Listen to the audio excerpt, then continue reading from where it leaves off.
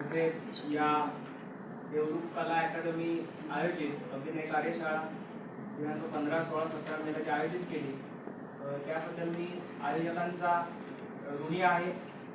त्यानंतर वेळेअभावी मी तुम्हाला 2-3 मिनिटांमध्येच काही सांगेन, पण जे मार्मिक असेल. तर बघा की या कार्यशाळेचं एक वैशिष्ट्य आहे की मी आता बरेचसे कलाकार पाहतोय की आपल्या आजूबाजूच्या भागामधून इम्प्रूव्ह होत गेलेले आहे. परंतु आशिष रेड्डी सरांनी जे एक वाक्य सांगितलं की आपण मोठं होताना दुसऱ्याला मोठं करणं, हाच या कार्यशाळेमागचा एक महत्त्वाचा रोल आहे. त्याबद्दल तुम्ही सर्वांनी त्यांच्यासाठी टाळ्यांच्या. त्यानंतर या कार्यशाळेमध्ये येताना की या कार्यशाळेमध्ये काय घेतलं जाईल की माझ्या मनामध्ये शंका होती. तर कमीत कमी कॉस्टमध्ये सरांनी आपल्याला भरभरून देण्याचा प्रयत्न केला आहे. नेक्स्ट कधी ज्यावेळी कार्यशाळा होईल त्यावेळी तुम्ही उत्स्फूर्त प्रतिसाद द्या. कारण आजकाल मी ऑनलाईन कोर्सेस वगैरे बघितले तर त्याच्यामध्ये 5 व्हिडिओ टाकले जातात. सुरुवाती फी घेताना दणक्यात केली जाते, परंतु नंतर तेवढं काम होत नाही. सरांनी ज्या जोमानं सुरुवात केली त्या जोमानंच आपल्याला ज्ञान दिलेलं आहे. आणि असं नाही की नुसतं बोजड भाषा सांगितले, त्यांनी अलंकारिक भाषा सुद्धा सांगितली.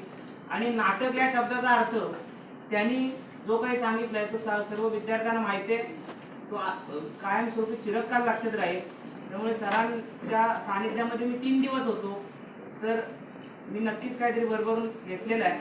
आणि सरांनी जे आपलं करिअर केलंय किंवा सरांनी जे काही विद्यार्थी घडवले त्याच्यावरती आता माझं कविता लिहिणं, गायन, मी स्वतः शिक्षकीपेक्षा आहे आणि माझ्याकडे ते उपजत आहे. तर मी त्याच्यावरती काही काव्य मला तयार करण्याचा प्रयत्न केला आणि त्याला चाल दिली.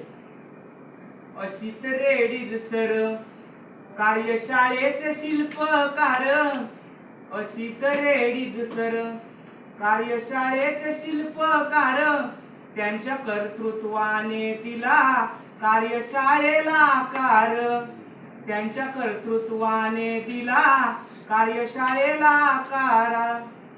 कठोर परिश्रमातून दिला समाजाला मूलमंत्र, कठोर परिश्रमातून दिला समाजाला मूलमंत्र.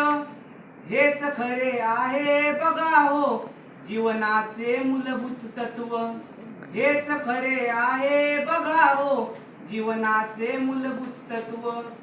सरांच्या विचाराला करतो त्रिवार वंदन, सरांच्या विचाराला करतो त्रिवार वंदन.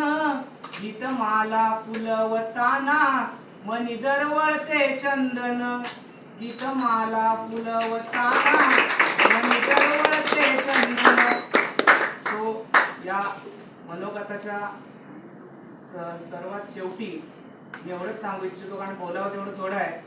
तर कला ही जीवनाची एक सावली आहे. आपण कलेच्या सानिध्यात आलं पाहिजे, कारण तुम्हाला पैसे हे तुम्ही व्यवसाय करून मिळू शकता, परंतु तुम्ही जीवनामध्ये आनंदी असलं पाहिजे. हे कला क्षेत्राकडून आपण शिकलं पाहिजे. तर या कार्यक्रमाला जे मान्यवर उपस्थित राहिले त्यांना मी उपस्थित राहिल्याबद्दल त्यांचे ऋण व्यक्त करतो आणि इथेच थांबतो.